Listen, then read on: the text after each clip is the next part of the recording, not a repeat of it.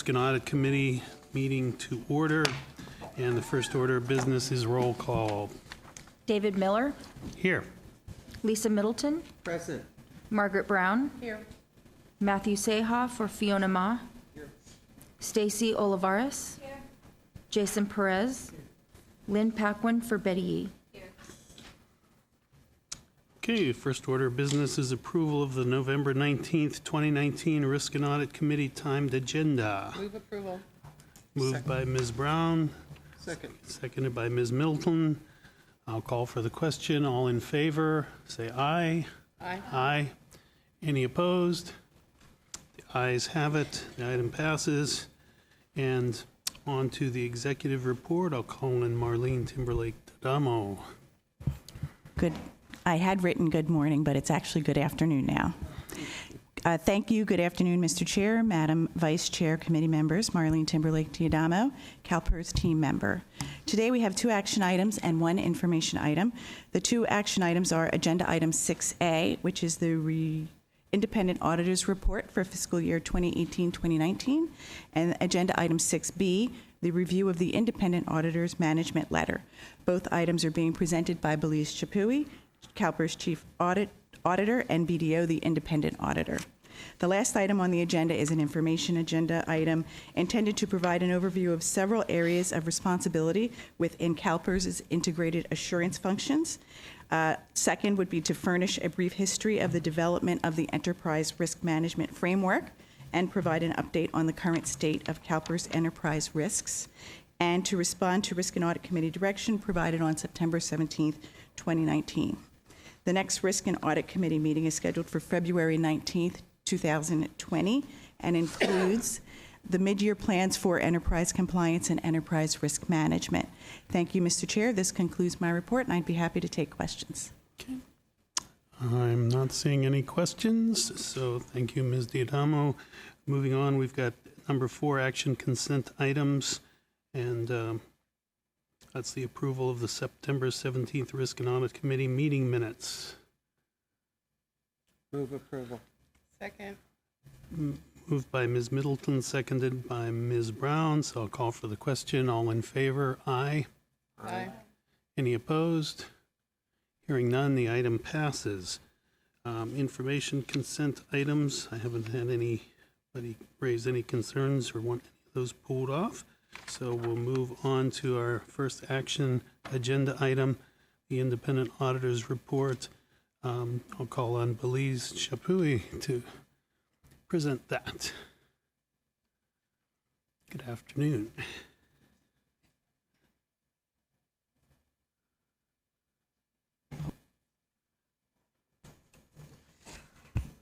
Good afternoon, Mr. Chair and members of the committee. Belize Chapui, Office of Audit Services.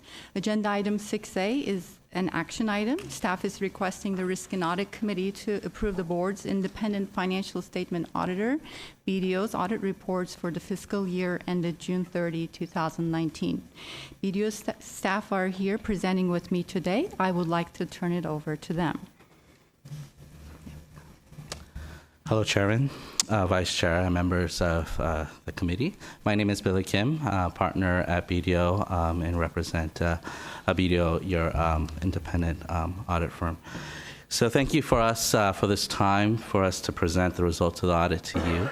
The scope of the audit was to cover the basic financial statements of CalPERS for the year ended June 30, 2019. We have 3 deliverables as part of Agenda 6A that we have provided to you. 2 of them relate to audit opinions, and the other is related to our required communications report. I'll first cover the 2 audit opinions first, and then we'll go through the required communications. So attachment 1 is the independent auditor's opinion. So the opinion includes discussion on management's responsibility over the preparation and fair presentation of the financial statements. The auditor's responsibility is also covered within the report as well, and that is to provide an opinion as to whether the financial statements from a reasonable assurance standpoint is free of material misstatements. Happy to report our audit opinion is providing an unmodified opinion, which essentially means it's a clean report. Attachment 3 is also another opinion that we are required to provide under government auditing standards. It covers internal controls for financial reporting as well as over compliance. Happy to also report that there are no material weaknesses or significant deficiencies that we've identified during the audit. Also, from a compliance standpoint, the report concludes that we did not identify any specific non-compliance matters that could have a direct or material effect over the financial statements. Now, in terms of the required communications report, so this is attachment 2, which includes communications that are required by our auditing standards to provide to the governance body.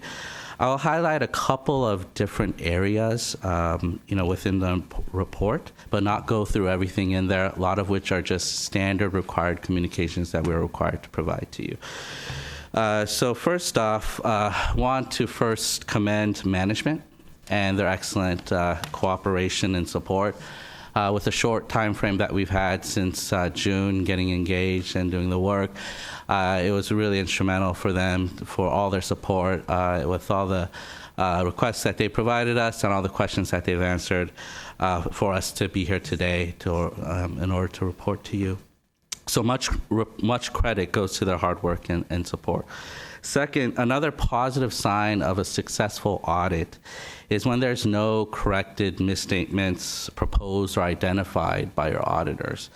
And happy to report that that is the case this year. There are no corrected misstatements that our team specifically had identified and proposed to management to record.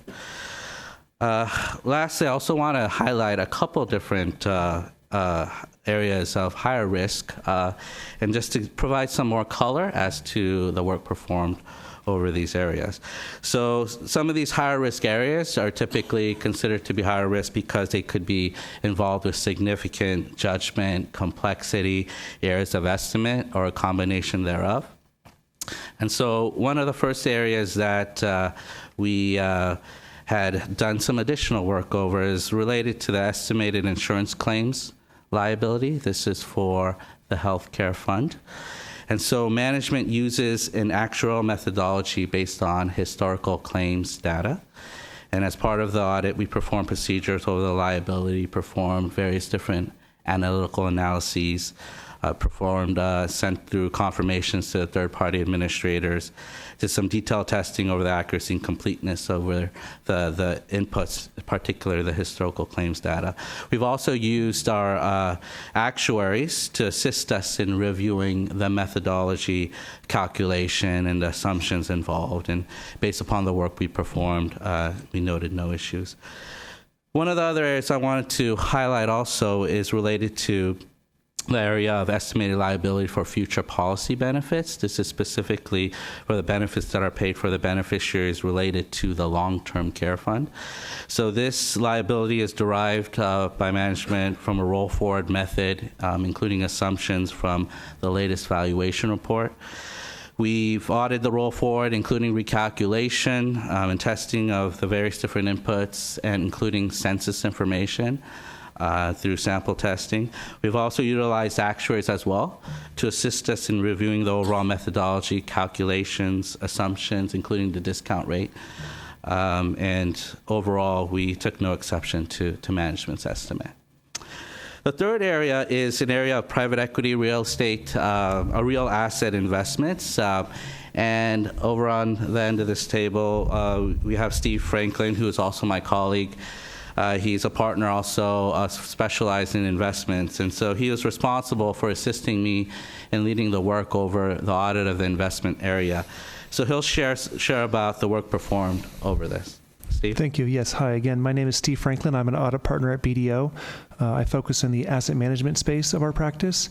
And I wanted to reiterate what Billy had mentioned earlier in that the investment. So, sorry, let me step back. As a part of I was in charge of the investments auditing of the audit, and so whether it was from the the level 1, level 2, level 3 securities, I was in charge of that aspect. Whereas Billy was in charge of the overall audit. That was my focus, and I wanted to reiterate how the investment process went very smoothly. We had exceptional help from the team, Michelle and everybody else in the investment group, in the Invo office and on the finance department, and so it was smooth and went very well, very smoothly. The risk that we focused on was around the private equity and real estate assets, which is the lag analysis. So there's a lag between when the initial reporting is as of the values are as of 3/31 versus the CAFR, which is as of 6/30.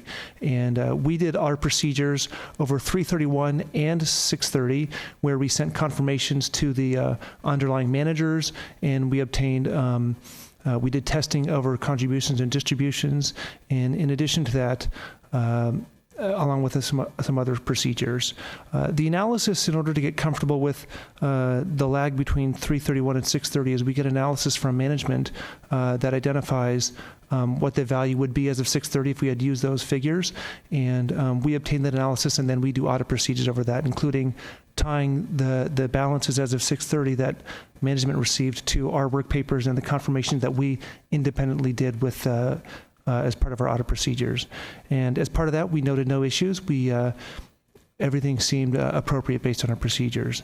The one point to highlight related to that was the summary of audit adjustments that was identified as part of management new, and that's on the last page of the attachment. And this is to note a difference in the fair value between 3/31 and 6/30. And I wanted to highlight that the amount was immaterial, so it was below our materiality standards. This is an adjustment, an adjusted misstatement that management knew would be aware of because of the lag, and there's no control deficiencies, significant deficiencies, or material weaknesses as a result of this, and we have this often in some of our clients, and so. And my understanding is that this is consistent with previous years as well, where we had this lag in this adjustment. And that's all I would like to say. I don't know if any. That's what I would conclude with. Yeah, so that concludes our presentation for agenda item 6A. We're happy to take any questions. Okay, let's see. Questions from the committee? I'm seeing none. Oh, your light's on. Okay. Oh, it's not. Oh, there we go. Okay. Yeah. Now I'm seeing they're popping up. Okay. Margaret? Thank you, Mr. Chair. Thank you for the presentation. I had a question for the gentleman. I'm sorry, I forget your name again. Steve Franklin. Steve, okay. I'm looking at attachment 2, page 407. And again, I'm looking at what you consider to be potential significant risks, which is the real asset investments and the health care fund estimated insurance claims due. So on the real asset investment, it says you utilize valuation specialists. So are those in-house people, or did you outsource that? They're in-house people, yep. Is that you and other people on your team? It's not me personally. There's people within our firm that we would use. So it wasn't me personally, but I coordinated and spoke with them and communicated with them. And so when you talk about the valuation methodology and the key assumptions included, is that where you're talking about how you go from 330 to 331 to 630? Or I was really more concerned about the testing or the sampling size or your sampling methodology, just how many or what's the dollar value that you tested? Yeah, so we generally, as part of the standard gas audit procedures, there's various methodologies you can use. Whether you can, and one of them is considered sampling, and we did sampling as part of our audit approach to test the valuation and the existence of the private equity and the real asset securities in the portfolio. So was there a dollar value of that sampling, or just a number that you picked? If you look at it we covered, I would say, out of the real estate, I don't have the numbers in front of me, but I would say we probably covered, I would say between 60 and 70% of the assets. Oh, okay. So it's a significant amount. We also, part of what we do is we like to focus on the higher significant assets. So some of the biggest real estate ones, we select those just because they're so large and they're above our materiality. So we'll select those, and then we will select additional ones that may be lower, have lower value. So we tried to get significant coverage. That's, as part of our auditor judgment and our methodology. That's what we like to do. Great. So that's helpful to know that you tested between 60 and 70% as opposed to between 10 and 15%. Correct. Big difference. And then I'd like to go on to, I have it as page 61. The analysis at the very end, the observations, I think you talked about those a little bit. Yeah. You talked about the estimated claim liabilities, and did you talk to us about the PeopleSoft developers, about the segregation of duties as a finding? And my bigger concern is the status of prior year observations. It looks like 2 of them are still open, the third-party administrators and the census data. So wondering what you think about those things. Yeah, so I think that's part of Agenda 6B. Oh, I'm going ahead? Okay, well, Yeah. I'll save those for later then. Thank you. Okay. Thank you, Ms. Brown. There are separate agenda items, so I'll just Okay, I'll wait introduce for us. those then. Thank you. Good afternoon again, Mr. Chair and members of the committee, Belize Chapuis. Agenda item 6B. No, hang on, I've got more questions. Oh, I'm just sorry. trying to figure this thing Okay. out with all these numbers here. I don't have coordinating names and numbers. So Ms. Middleton, and then we'll have Ms. Oliveris after. You should have a mic. Yep. Yep, you've got it. Very good. Thank you, Mr. Chair. And I want to thank Mr. Kim, Mr. Franklin, everyone from BDO that was involved. And the chair and I have had an opportunity to speak with you on a few times leading up to today's meeting. So this is overall what you would refer to as a clean audit? Yes, that is the case. Okay. And you've made note of this, but I want to get you to repeat it orally. Access to materials, was there anything that you asked for that was not provided to you?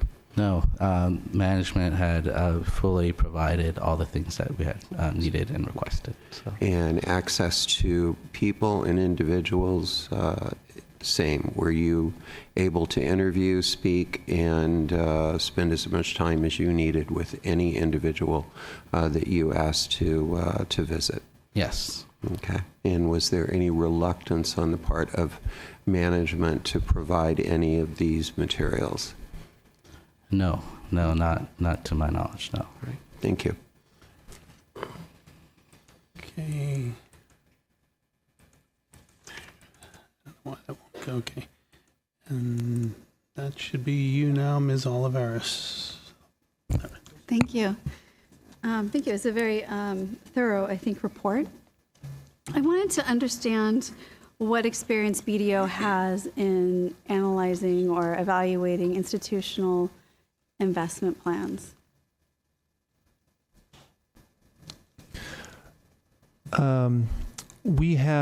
I've been working in the industry for over 18 years. BDO serves some of the largest asset managers in the country. So we work with several of the largest private equity firms. So some of the firms that CalPERS actually invests in, and some of the largest venture capital firms in the space. We also serve some asset managers as well. And I've been at a variety of firms across the country and have significant experience with level 1, level 2, level 3 securities and doing audit procedures around those securities.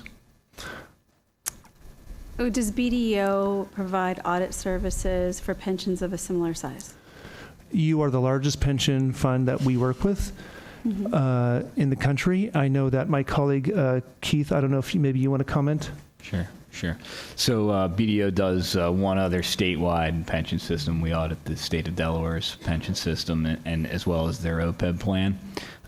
We also audit a number of large multi-billion-dollar city pension plans. A number of those, while lower in dollar value, are similar in asset mix. So portfolios that have over 20% in alternative investments. So from the government side, we would utilize somebody like Steve and his team's experience to help us audit those alternative investments. Thank you. And I just want to know what the threshold is for materiality. Billy, do you want to comment on that? Yeah, our materiality is based upon a measure based upon total assets, and so we look at a measure around 1 to 2%. So it's still 1 to 2%. So it's a pretty large, it comes out to a pretty large number. That's very significant. For the Yeah, size that of is pension fund. consistent with industry standard in terms of what we, consistent with other engagements that we have, as well as what other firms would be. I must have using. missed that in the report because I don't think I saw that definition. Yeah. Okay, thank you. Okay, don't look like I have any more questions. So this is an action item, so I'll need a motion on 6A. Move approval. Second. Okay, moved and seconded.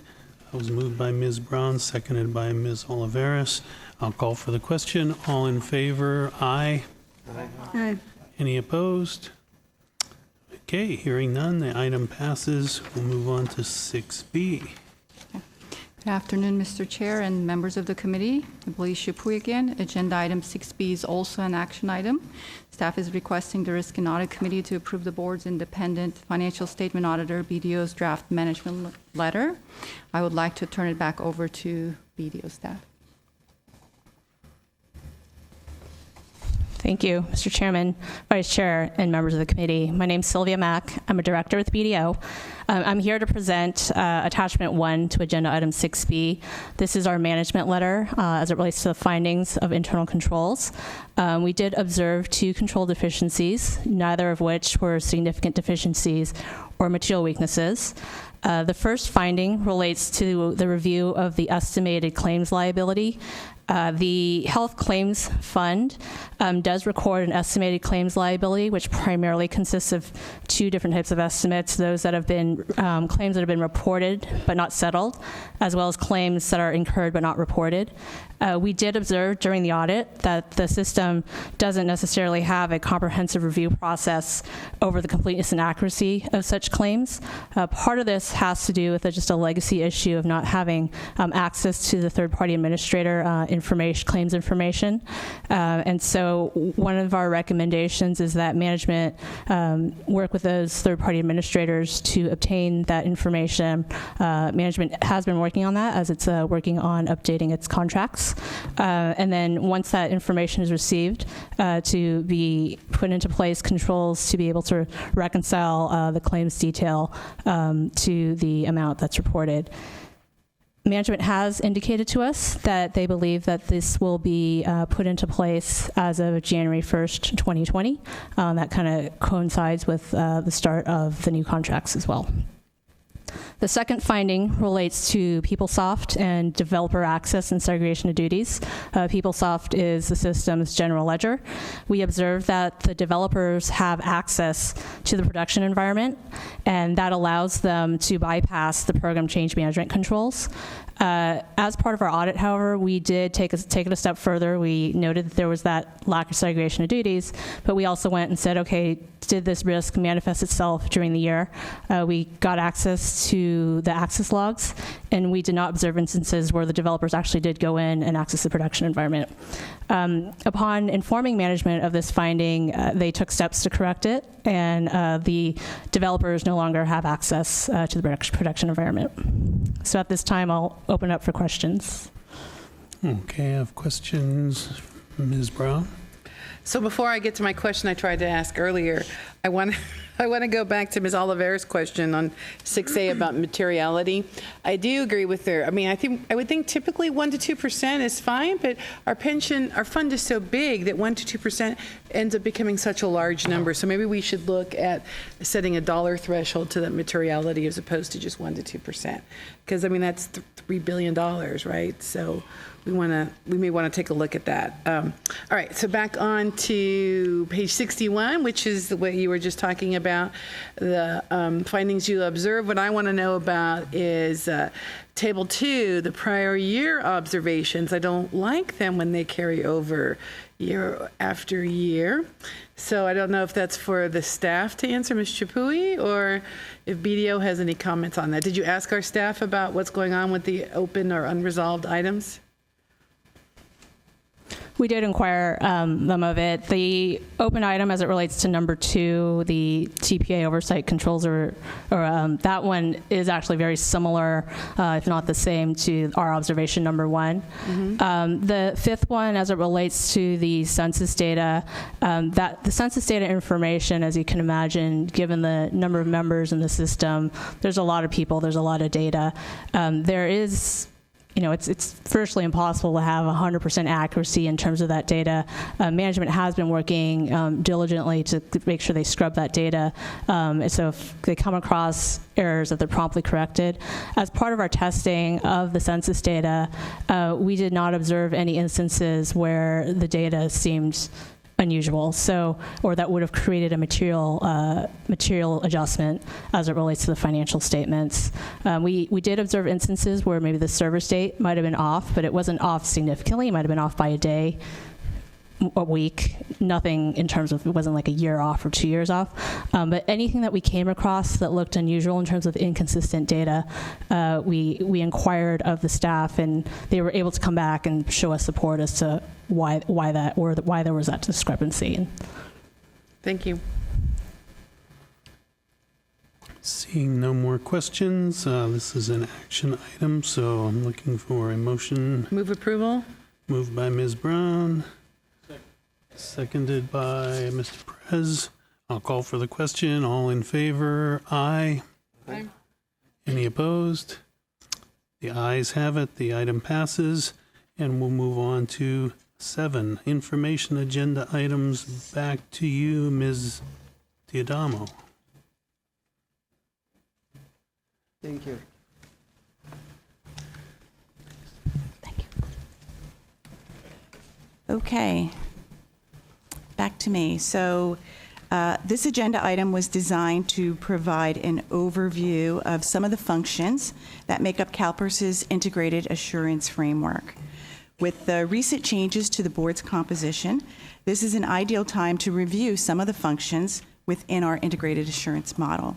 And accompanying me in this presentation are Forrest Grimes and Billy Shapui, who will each talk about their respective functions within integrated assurance. And so I'll start, and then I'll pass it off to each of them. So Appendix 1, this is slide 2 we're going to go to. Oh, I'm the one that's going to it. Sorry about that. Okay. So this slide, for those of you who have been on the board for a little while, will see this as familiar. This is the framework of how we describe our integrated assurance model. And so what we have here is the board and the Risk and Audit Committee sort of covering all 3 areas, the executive and senior leadership covering the first and second lines of defense, and then we have columns representing each of the first, second, and third lines of defense. And so for the way that we do integrated assurance, the first line of defense represents the program area management and employees. These are what I call sort of the boots on the ground. These are the folks that are actually writing the policies and procedures, they're doing the work, they're managing the risk, and we say that they own the risk and that compliance is their responsibility as well. So they're our first line, what we call our first line of defense. The second line of defense is what we call is really the assurance part. And these functions perform both internal control functions as well as provide assurance. And the assurance is really that the first line is operating the way that it's supposed to operate. And so compliance and risk sits in that second line. Audit sits in that third line. And so as you see in the third column, the third line of defense is audit, and they basically go and they provide a review of the internal controls, and they provide all the audits. And then underneath that, this is new to this slide, is we've actually just described some of the functions within those 3 lines of defense. And sitting outside are other entities that might interact within our 3 lines, which would be regulators and or external auditors, whom you've just met. So the next thing I wanted to really talk about was sort of moving on to compliance. And so the question might be, well, what is an effective compliance program. What is a compliance program supposed to do? And the way that we look at compliance is that compliance is supposed to be effective in identifying, preventing, and detecting misconduct and noncompliance with laws, regs, and policies. So how does a compliance program do that? Typically, it's formal, and I call it formal and informal. Formal is really the independent review of the programs, the internal controls, it's the reporting, it's the benchmarking, it's all the documentation and the things that you say. The informal is culture. Culture which promotes ethics, ethical behavior, and the CalPERS core value. And so the way that we have our compliance program structured, it's a mix of both the culture and the formal. So this slide here, slide 3 on governance, 3 through 7, I'll talk about 4 main elements of the compliance program. And these are designed to help us prevent, detect, and correct noncompliance and misconduct.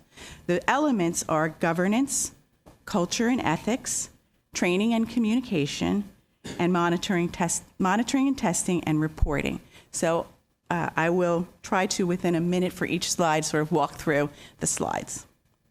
So on the governance, we do 3 things around governance in compliance.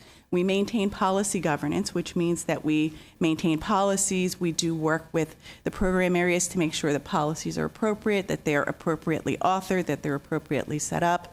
We really believe that policy is one of the main fundamental and foundational things that a compliance program can do. It's part of the prevent. Identify, prevent, detect, correct. And so we do a fair amount of work on policy governance.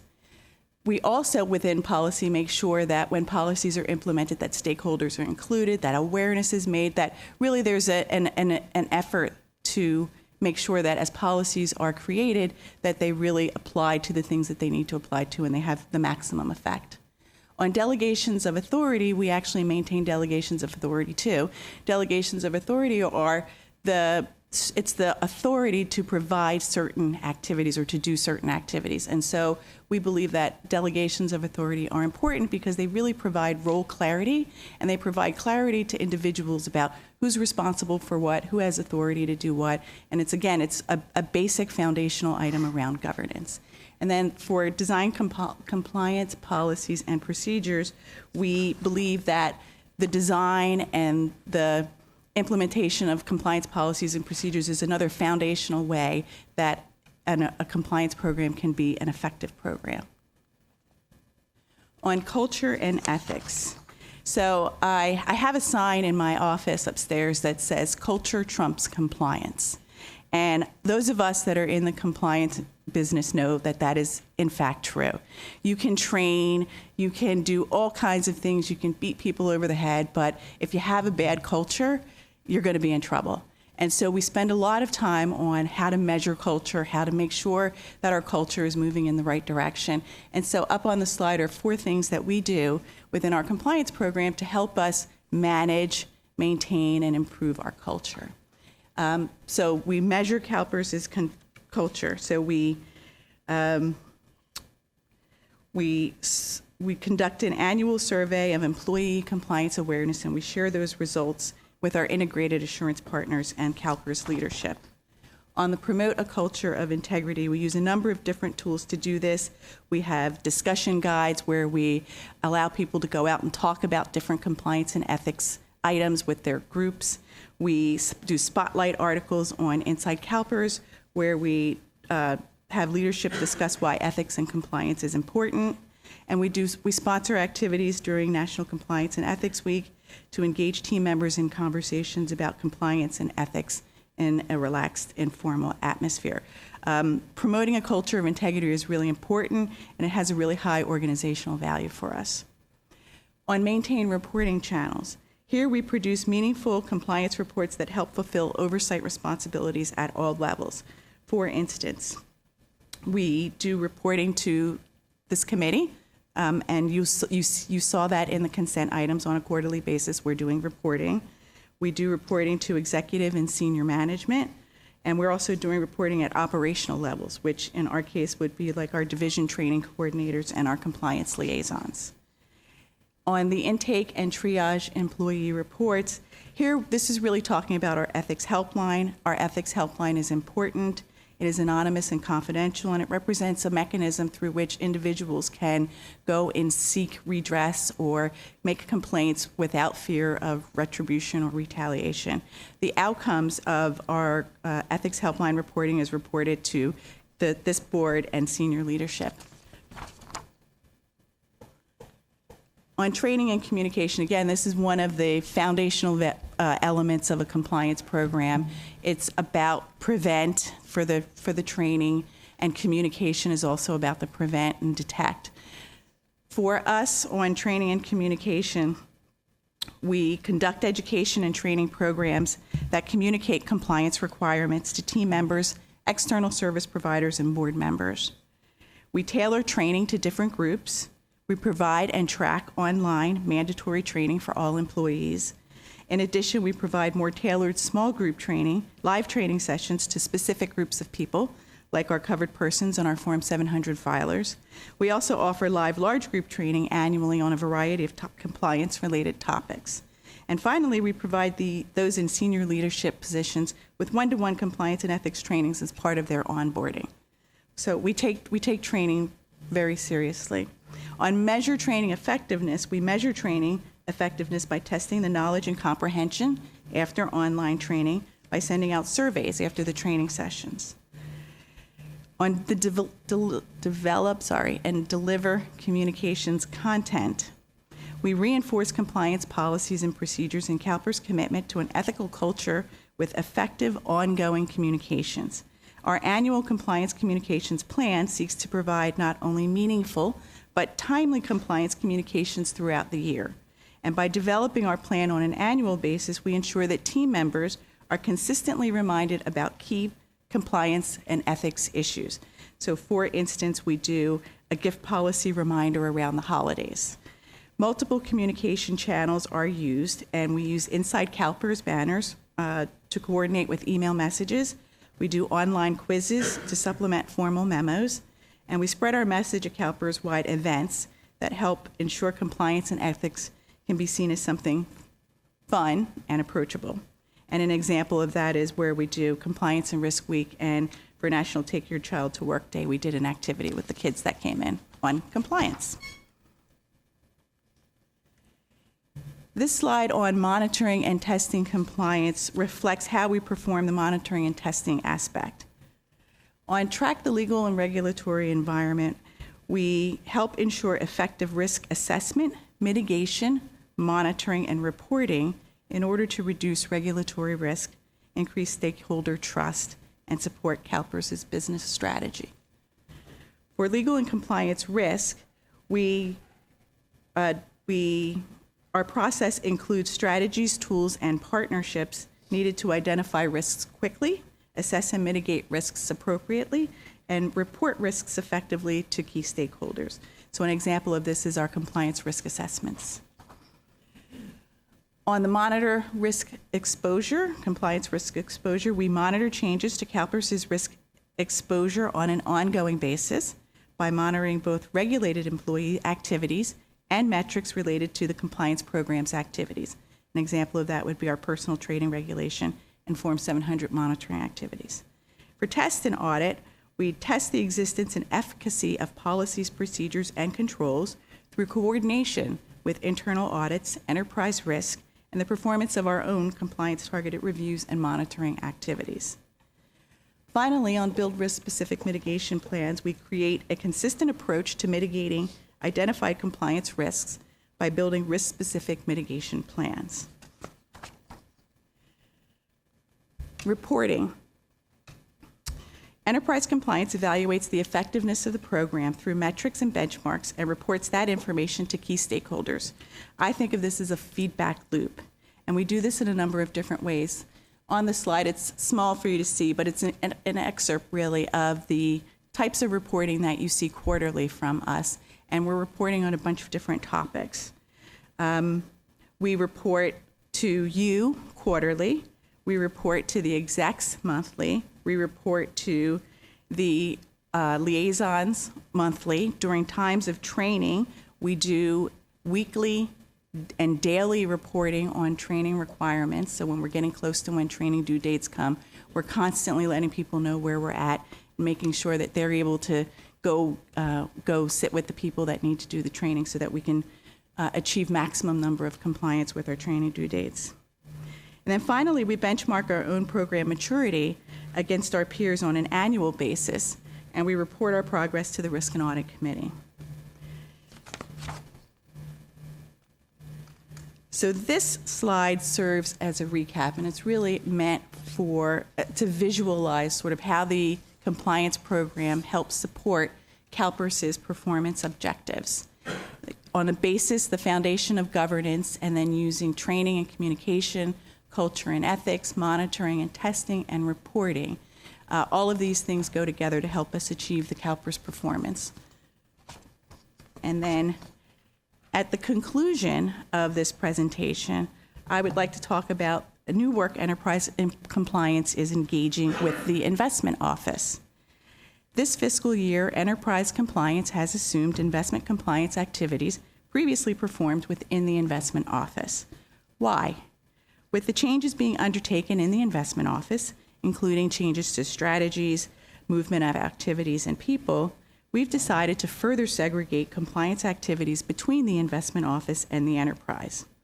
In essence, compliance activities that may be deemed more second line have been moved out of the Investment Office, leaving Investment Office functions to perform first line activities. And if you recall, when we looked at slide number 2, we talked about first line activities, or those activities that are being performed in the business, essentially. They're boots on the ground. It's the people that own the risk and that are doing the compliance. So how are we doing this? Some responsibilities have been moved completely over to compliance, and an example or examples of those are placement agent determination and reporting, contract-related disclosure and reporting, Form 700 advice and training, personal trading advice and training, business partner misconduct. Activities completed and owned by ICOR, which is Investment Controls and Operational Risk, will continue to be monitored, as will activities completed by other areas of the Investment Office. And this approach is similar to the monitoring of first line of defense activities in other areas of CalPERS. In this respect, compliance activities are being aligned to the role occupied by enterprise compliance, while investment control and operational risk will be aligned with ICOR. We believe that this separation will help to clarify roles and will provide appropriate segregation of duties and reduce potential for conflicts of interest with respect to compliance activities completed within the Investment Office. With that, I will take questions if there are any. Any questions? No, I'm not seeing any questions. Thank you. Well, thank you very much. And on to summary of committee direction. Actually, there's three parts to the presentation, Mr. okay, Chair, my and so mistake. I'm up next. Forrest Grimes.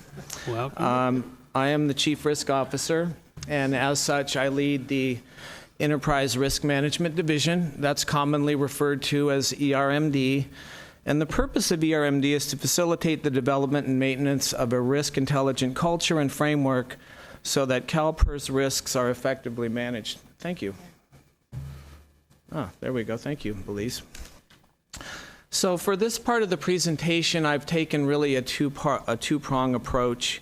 I want to provide you with a brief history of the development of the Enterprise Risk Management Program here at CalPERS, and then really show you how ERMD supports the committee's delegated authority obligations. And then secondly, I would like to report on the current state of enterprise risks by updating the dashboard profiles and heat map at the end.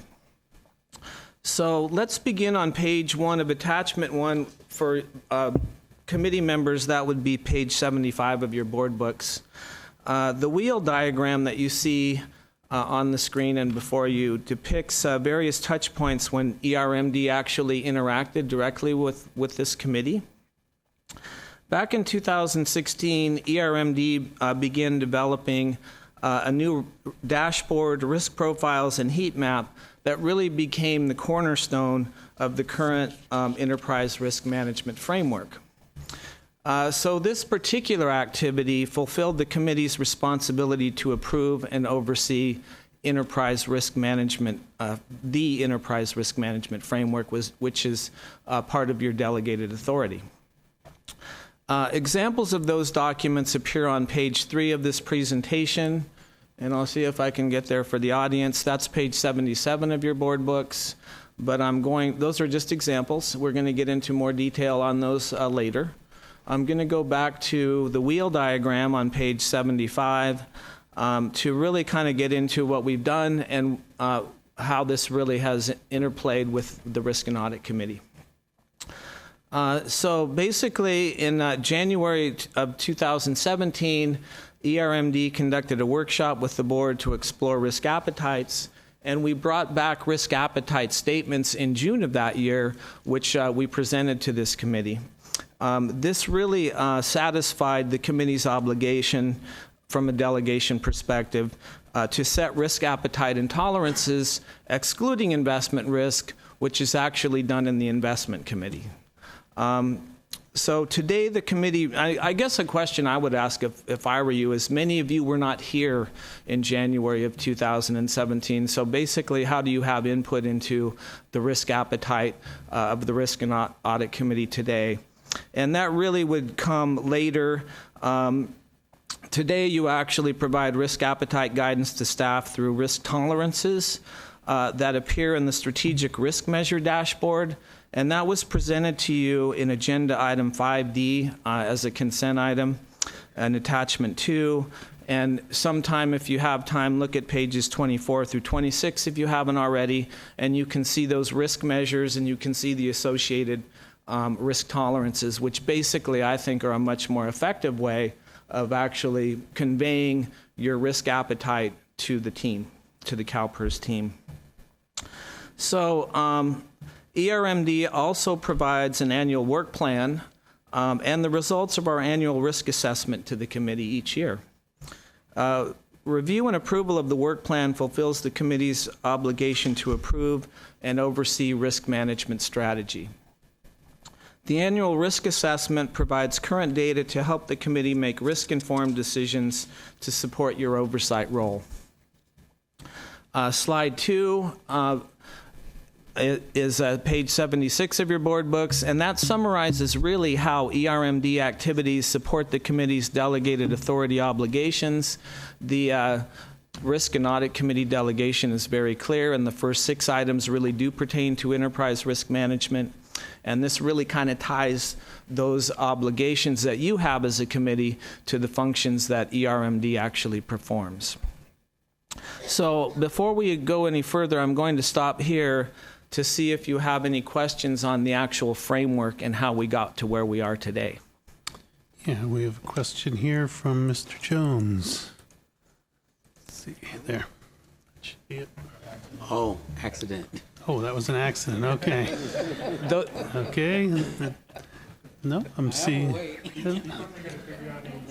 Yeah, I finally got it to turn on. Okay. So, okay, well, moving right along. Thank you for the softball question, Mr. Jones. I appreciate that. Okay, I'm going to shift gears and provide the committee with the results of our 2019 risk assessment and updates to the dashboard profiles and heat map. The dashboard that appears in Attachment 2, and I'm going to see if I can get there, that's page 78 of your board books. This summarizes changes between 2018 and 2019. And this year, pension funding, healthcare administration, and benefit administration experienced increases in perceived risk threats. As you can see, information security, governance and control environment, talent management, and business continuity saw reduced risk concerns, while stakeholder confidence risk remained unchanged. The risk profiles that appear in Attachment 4, and those really are spread out between pages 80 and 96 of your board books, really provide the updates and the methodology that was used to actually make these changes. The heat map included as Attachment 3 and that's on page 79 of your board books, graphically depicts the results of this year's risk assessment compared to prior year results, scored based on probability, impact, and velocity. And this concludes my portion of the presentation, and I'm happy to answer any questions that you have. Questions? I'm not, oh, there we go. Let me see, that is Ms. Oliveris. Thank you for this presentation. I have a question about the information asset risk, information security. Yes. So earlier we talked about having $50 million of cybersecurity insurance, or just securing that policy. Do you feel like that's adequate? Yes, I do. I would really, I'm just going to suggest that we don't get into too much detail on the particulars of this particular item just due to the sensitive nature. However, we did consult with outside counsel. We was consulted with our internal team, looked at our risk exposure in depth, and we feel that that was the right number to choose. Thank you. Okay, and that's it for the questions there. On to Ms. Chapuis. Thank you. Moving on to the third line of defense, internal audit. Office of Audit Services, I'm going to use the acronym OFAS, is the internal audit function of CalPERS. The mission of OFAS is to provide independent assurance that CalPERS' assets are safeguarded, operating efficiency is promoted, and compliance is maintained with applicable laws, regulations, and policies. OFAS has a charter that is approved by the Risk and Audit Committee, documenting OFAS's authority, responsibility, purpose, and independence, among other things. Pursuant to Government Code 13886.5, OFAS follows the International Professional Practices Framework in performing its work. We refer to the framework as the Internal Auditing Standards, aka the Red Book. The Risk and Audit Committee oversees key internal auditor activities, including the approval of OFAS's risk-based annual audit plan. In preparing this plan, OFAS collaborates with ECOM and ERMD in conducting risk assessment meetings with CalPERS management team and in providing assurance to minimize duplication of coverage. Once the audit plan is approved, OFAS performs audit assignments. An audit assignment involves various steps. It starts with an entrance conference where we engage with the auditee. Auditee can either be a CalPERS division unit for internal audits or an agency for an employer compliance review. Auditors then perform their audit procedures during the field work. They provide updates to the auditee on the progress of the audit assignment during the field work. They conduct a pre-exit meeting to share their preliminary observations with the auditee. Then auditors return to their office to complete the documentation of their analysis and conclusions. They issue a draft report with their observations to the auditee and conduct an exit conference. The auditee responds to the draft report, which is then incorporated in the final report. Once the report is finalized, it is pre-released to the executive team and then released to the board members. A copy of the report is sent to the auditee as well. After the final report is issued, OFAS monitors the corrective actions in accordance with OFAS's audit resolution policy and provides status reports to the executive team and the Risk and Audit Committee. And as documented in the audit resolution policy, audit findings can be resolved in one of two ways. Division management implements the recommendation contained in the, or recommendations contained in the report, or division management accepts the risk of not implementing the corrective action. And this concludes my portion of the presentation, and I am happy to answer any questions that you may have. Okay, it looks like we'll have some questions. I have a quick question before we go to committee members. You mentioned two ways to respond. Would a third way be that division management proposes a different solution, or rather than accept the recommendation or just not take the recommendation, not do anything, maybe there's an alternative solution that they may choose to implement? We don't have that option as available, so it generally fits in either or. There's Okay. no third option. Thank you. Okay, we'll go to Mr. Jones. Yeah, thank you. Hey, he's there this time. This time is for real. Yeah, it's relative to David's question. So what if the audit has strong recommendations to make change and there's still disagreement? There's no escalation process where it's forwarded up to the audit committee? The escalation process would kick in if there's a disagreement and either the general counsel or myself disagree with that recommendation or disagreement, then we would have to escalate it up to the risk Okay, and audit so committee. it is, and Yeah. there is. And that's also documented in our resolution. Okay. Okay, Ms. Middleton. All right. Let's stay right on that same theme. Have you had situations where you have made recommendations and those recommendations were not accepted?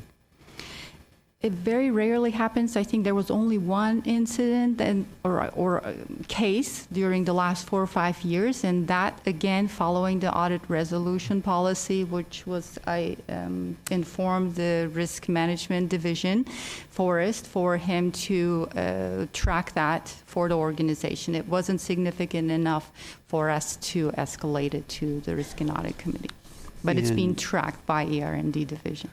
How is that ultimately resolved?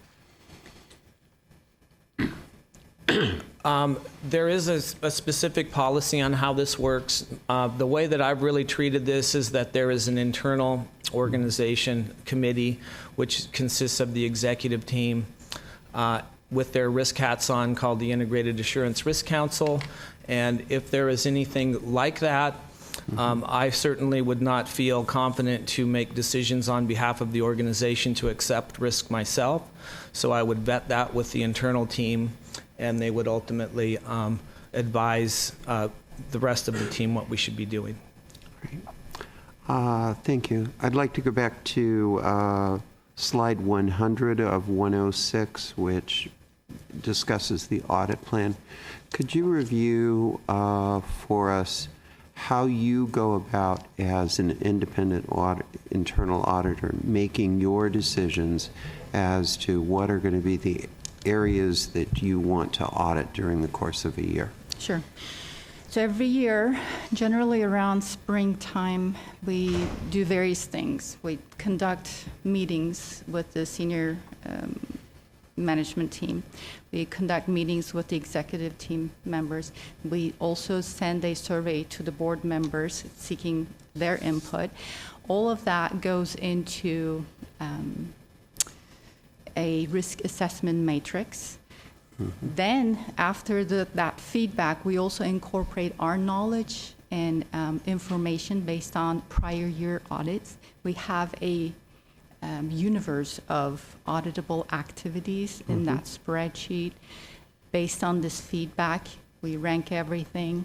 And then, of course, we have limited resources every year. We don't have unlimited resources to conduct all the assignments in the universe. So based on the number of man hours we have available to us and taking into consideration the vacancies as well. So we draw the line, and then everything above that, that bubbles above that, is basically presented to the Risk and Audit Committee on our audit plan for approval.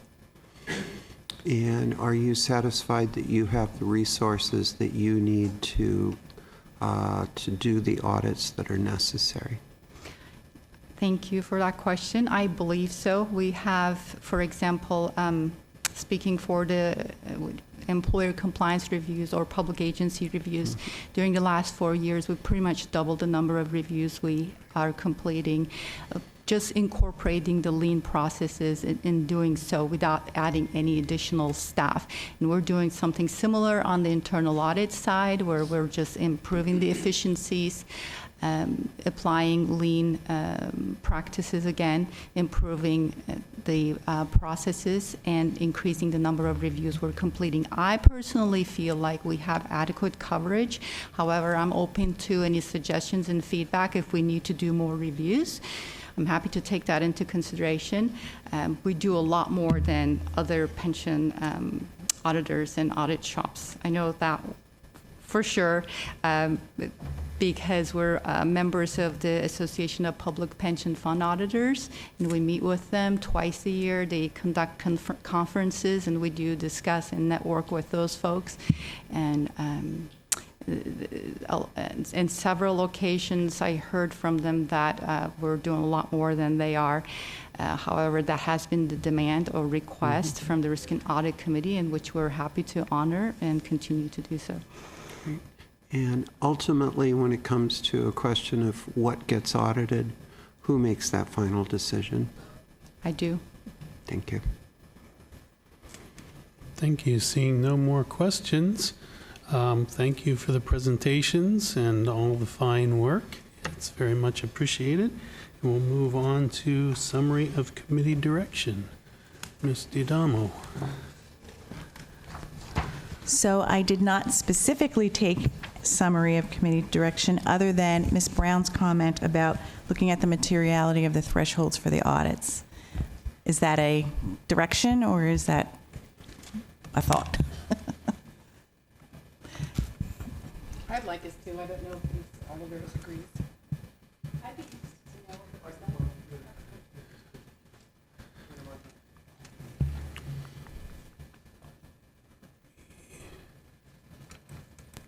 There we go. Yep, Am I good? it's gone. Yes, I would like to see that. I'd like to know the percentage between that 1% and 2%, and then the absolute value of that. Okay. So what is the absolute value of the 1 to 2%? No, so in terms of what we found, in terms of the materiality threshold, so it's within 1% to 2%, so where we are percentage-wise within that range. Okay. And then the absolute value of that. Okay. Thank you. Thank you. Just as a suggestion on that committee direction, the chair and vice chair could meet with your independent auditors. One of the things we would not have control over is how they determine materiality, but you could certainly give input and maybe reset some of those expectations as they do their audit next year. Yep. Ms. Middleton? Yes. I think this question of what the standard of materiality should be is an appropriate one to review, but I would want us to look at what are best practices. There are many other organizations that are of equivalent size to CalPERS, and we should be consistent with what is best practices within this industry.